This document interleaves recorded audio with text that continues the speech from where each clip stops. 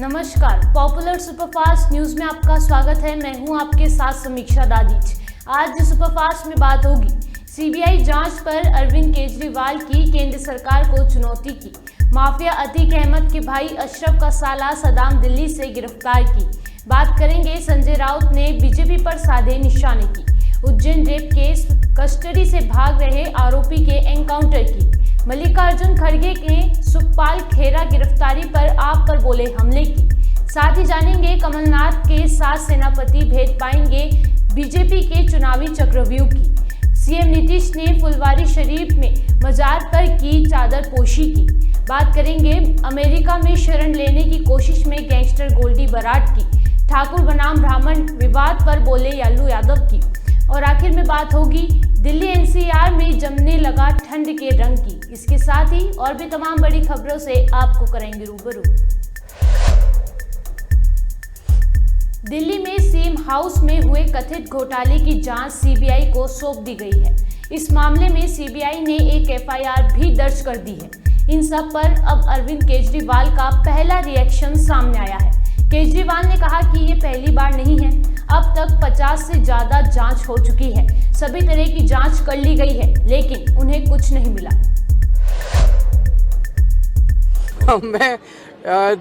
ये कोई पहली बार तो है नहीं। ये दिखाता है कि प्रधानमंत्री जी घबराए हुए हैं और ये उनकी घबराहट दिखाता है।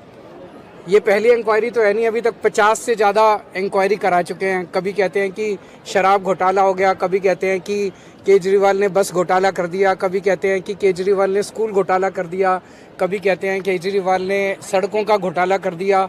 इन्होंने 33 से ज़्यादा मेरे ऊपर केस करे और इन्होंने सारी छानबीन कर ली, सारी जांच कर ली। पिछले 8 साल से जब मैं दिल्ली का मुख्यमंत्री बना हूँ तब से ये जांच किए जा रहे हैं, अभी तक तो कुछ मिला नहीं। 24 घंटे केवल और केवल इंक्वायरी का गेम करते रहते हैं या केवल भाषणबाजी करते रहते हैं और काम तो कुछ करते नहीं हैं। ये लोग ये चाहते हैं कि मैं इनके सामने झुक जाऊं, ये लोग चाहते हैं कि ये मेरे को तोड़ दें। वो नहीं होने वाला, केजरीवाल झुकने वाला नहीं है। ये फर्जी इंक्वायरी जितनी मर्जी इंक्वायरी कर ले, जितनी मर्जी केस कर ले, मैं झुकने वाला नहीं हूँ। जैसे पिछली इंक्वायरियों में कुछ नहीं निकला, अगर इस इंक्वायरी में भी कुछ नहीं निकलेगा तो क्या आप इस्तीफा दोगे झूठी इंक्वायरियां कराने के जुर्म में?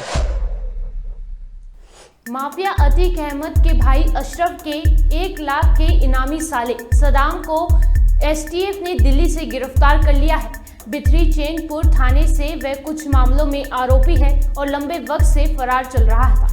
अशरफ से जेल में अवैध मुलाकात मामले में उसके कई वीडियो भी इंटरनेट मीडिया पर प्रसारित हुए थे। इसके अलावा उमेश पाल हत्याकांड के बाद उसका नाम सामने आया था। वहीं जब इस मामले में यूपी एसटीएफ के एडीजी अमिताभ यश ने बताया कि वह दिल्ली में अपनी गर्लफ्रेंड के साथ रह रहा था, जिसकी खबर पुलिस को मुखबिरों से मिली। इसके बिना पर पुलिस ने ट्रैप किया और उसे दिल्ली से गिरफ्तार कर लिया गया है। अब्दुल समद और सद्दाम ये अशरफ का साला है। पूरा मुफ्ती थाना क्षेत्र प्रयागराज का रहने वाला है। जब अशरफ बरेली जेल में बंद था तो ये बरेली में रहकर सारा कार्य अशरफ का देखता था, सारा मैनेजमेंट देखता था, बाहर जमीन की खरीद बिक्री भी देखता था। और इसने सभी शूटर्स को ले जाकर बरेली जेल में फेक डॉक्यूमेंट्स पर अशरफ से मिलवाया था। ये शूटर्स लगभग 2.5 घंटे तक बरेली जेल में रहे थे। घटना हो जाने के बाद इसका खुलासा सीसीटीवी फुटेज को खंगालने के दौरान हुआ था। जब ये सारी बातें प्रकाश में आई, इस प्रकरण में बरेली में एक मुकदमा भी कायम है और इसी मुकदमे के तहत इसे गिरफ्तार किया गया है। कौन से मामले में इसने शूटर्स को मिलवाया था? क्या उमेश पाल हत्याकांड या उसको? जी हाँ, उमेश पाल हत्याकांड के सभी शूटर्स को ये लेकर जेल में गया था, जहाँ वो सभी मिले थे अशरफ से और काफी देर तक जेल के अंदर रहे। ये सफल ऑपरेशन कहाँ से अंजाम दिया गया, कहाँ से इसको पकड़ा गया, क्या कर रहा था वहाँ पे? ये इस ऑपरेशन को एसटीएफ यूपी की बरेली यूनिट ने पूरा किया है। ये लगातार उसको ट्रैक करने की कोशिश कर रहे थे और दिल्ली के मालवीय नगर क्षेत्र में डीडीएफ फ्लैट से फाइनली इसे गिरफ्तार करने में कामयाबी हासिल हुई, जहां ये अपनी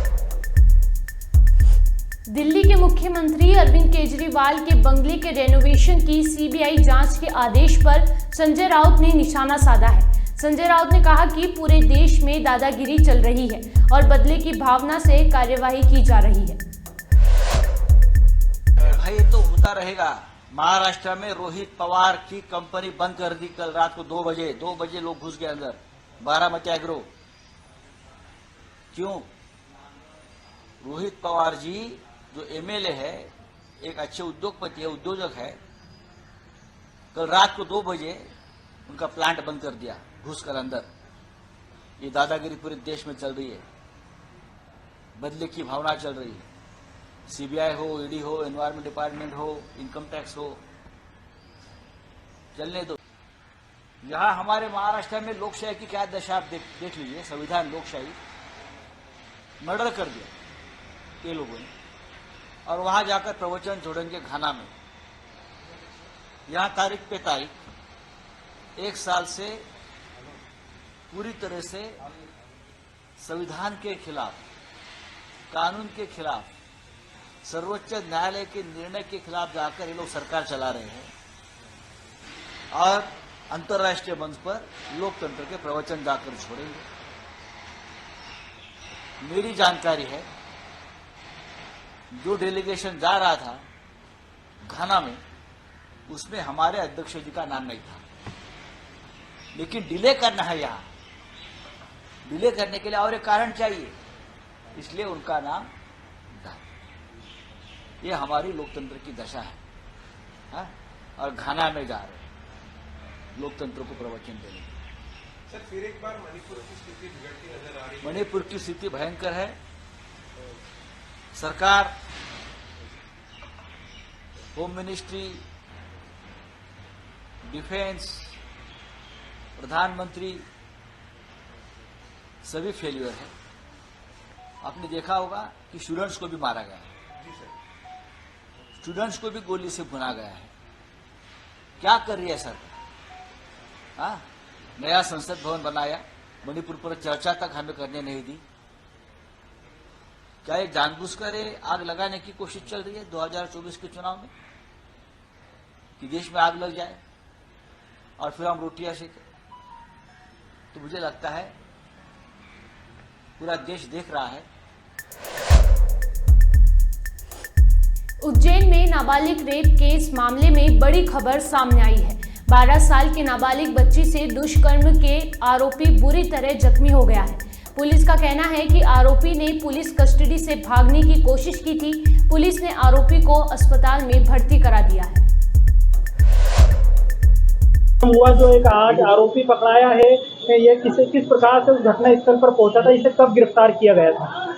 ये देखिए, मेरा एक कहना है कि साइबर टेक्निक से लोकेशन निकाल करके इसको नानाखेड़ा के पास से इसको राउंड अप करके गिरफ्तार किया गया और इसको हम घटनास्थल की तस्दीकी करने के लिए लेके जा रहे थे। लगभग 45 मिनट पहले ही इसको पकड़ा था और घटनास्थल जीवन खेड़ी, जहां इसने पीड़िता के साथ दुष्कर्म किया था, उस स्थान की का नक्शा मौका बनाने तथा पीड़िता के जो फटे हुए कपड़े थे उनकी जब्ती के लिए हमें जाना था, उनकी तलाश करने के लिए जाना था। तो हम वहाँ गए थे, तभी इसने मौका पाकर जो है भागने का प्रयास किया और इसमें ही इनको जो है भागा है। तो पुलिसकर्मियों ने भी इनका पीछा किया।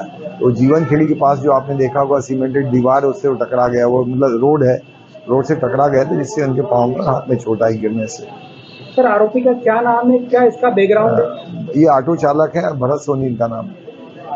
और इसमें और भी कोई आरोपी पकड़े गए हैं या और भी कोई तलाश? अभी प्रकरण का अनुसंधान चल रहा है। आपको जो भी विस्तृत जानकारी पुलिस अधीक्षक महोदय। पंजाब कांग्रेस के वरिष्ठ नेता और विधायक सुखपाल सिंह खेरा की गिरफ्तारी के बाद कांग्रेस और आम आदमी पार्टी में टकराव बढ़ गया है। सुखपाल खेरा की गिरफ्तारी का असर अब लोकसभा चुनाव 2024 के लिए बनाए गए विपक्षी गठबंधन INDIA पर भी होता दिखाई दे रहा है। खेरा की गिरफ्तारी पर कांग्रेस के राष्ट्रीय अध्यक्ष मल्लिकार्जुन खड़गे का भी बयान सामने आया है। उन्होंने आम आदमी पार्टी पर निशाना साधा है। खड़गे ने कहा कि अन्याय करने वाले ज्यादा दिन नहीं टिक सकेंगे।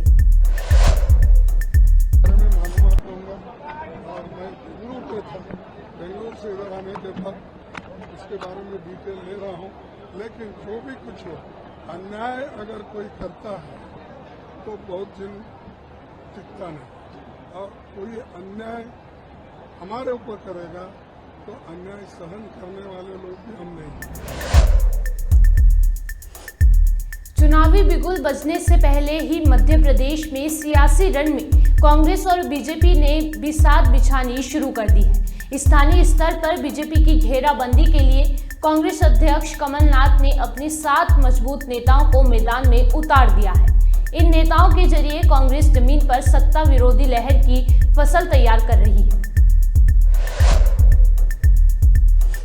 बिहार सीएम नीतीश कुमार पटना के फुलवारी शरीफ स्थित खान ख्वाह मुजीबिया दरगाह पहुंचे।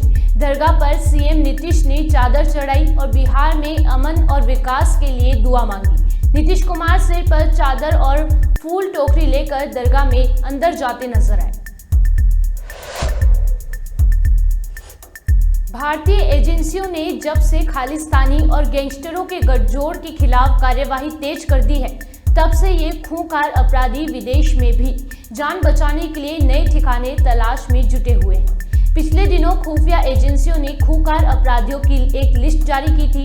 इस लिस्ट में सिद्धू मूसेवाला की हत्या का मास्टरमाइंड गैंगस्टर गोल्डी बराड का भी नाम शामिल है। गोल्डी काफी दिनों से कनाडा में छिपा हुआ था, लेकिन जैसे ही लिस्ट सामने आई, उसने अपना ठिकाना बदल लिया है।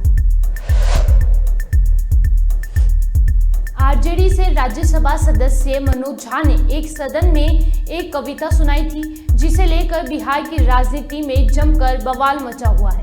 पूरे मामले पर आरजेडी सुप्रीमो लालू प्रसाद यादव ने गुरुवार को प्रतिक्रिया दी है। उन्होंने मनोज झा का समर्थन करते हुए कहा कि राज्यसभा सांसद ने किसी समाज का अपमान नहीं किया है। ठाकुर वर्सेस ब्राह्मण, मनोज झा ने ठाकुर पर कविता कही, जिसको लेकर आपके पार्टी के विधायक। मनोज झा जी विद्वान आदमी है, सही बात को बोले। कोई राजपूतों के खिलाफ उन्होंने नहीं कहा। जो सज्जन रिएक्शन दे रहे हैं वो अपने विकास में संयम के लिए बख्शे आदमी है, वो परहेज करना चाहिए सब बात बोलने से। आनंद मोहन पूरा विरोध कर रहे हैं आप लोग का। चेतन आनंद ने विरोध जताया आपके पास। अपमान हुआ, कोई समाज का अपमान नहीं हुआ। चेतन आनंद आपके पार्टी से विधायक है, उन्होंने विरोध किया है, क्या कहेंगे? पार्टी में हम अपनी बात रखेंगे। मुख्यमंत्री से मिलने गए थे सर, मुख्यमंत्री से मुलाकात की है सर आज आप? मंत्री हैं, कदा चले आते हैं मेरे यहाँ।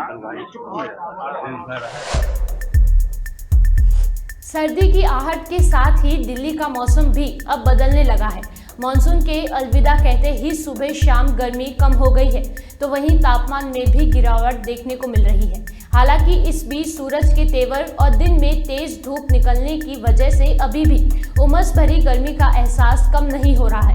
गुरुवार को दिल्ली में दोपहर का तापमान 32.2 डिग्री सेल्सियस रिकॉर्ड किया गया, जो सामान्य से 1 डिग्री ज़्यादा है।